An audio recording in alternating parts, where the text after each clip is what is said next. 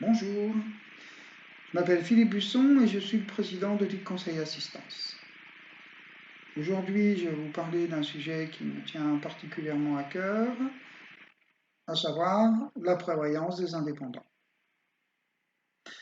À l'heure où les entrepreneurs ont repris leur activité et sont particulièrement occupés, je m'aperçois au fil de mes discussions avec bon nombre d'entre vous que votre protection personnelle est souvent mise de côté.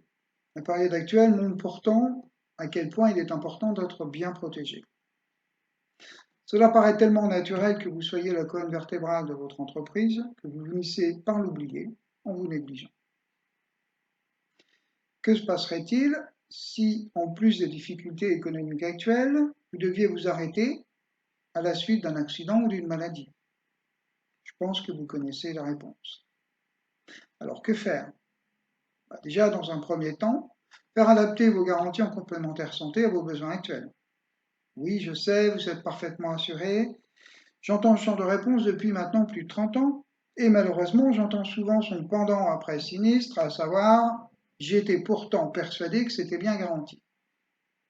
Alors prenez un peu de temps pour prendre soin de vous et vous assurez déjà que vos besoins médicaux seront pris en charge en cas de besoin.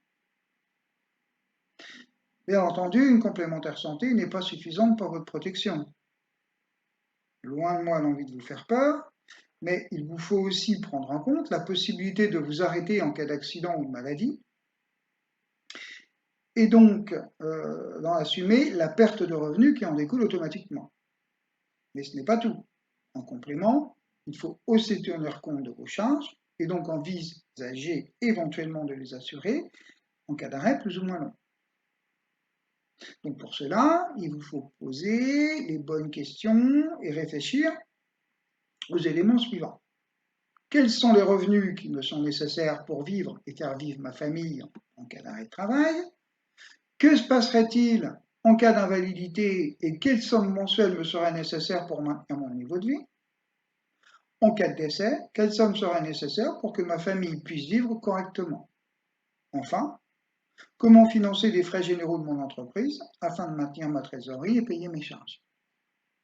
Après cette réflexion, je pense que vous réaliserez l'importance de vous protéger, vous et votre famille, et je vous propose de faire donc le point sur les garanties dont vous avez besoin au moment que vous choisirez.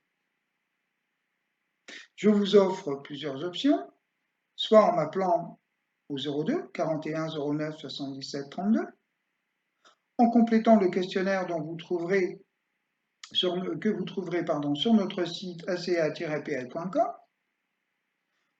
ou bien encore en m'adressant un mail sur info@aca-pl.com. Je vous dis à bientôt et au plaisir de vous entendre ou de vous lire très prochainement. Enfin,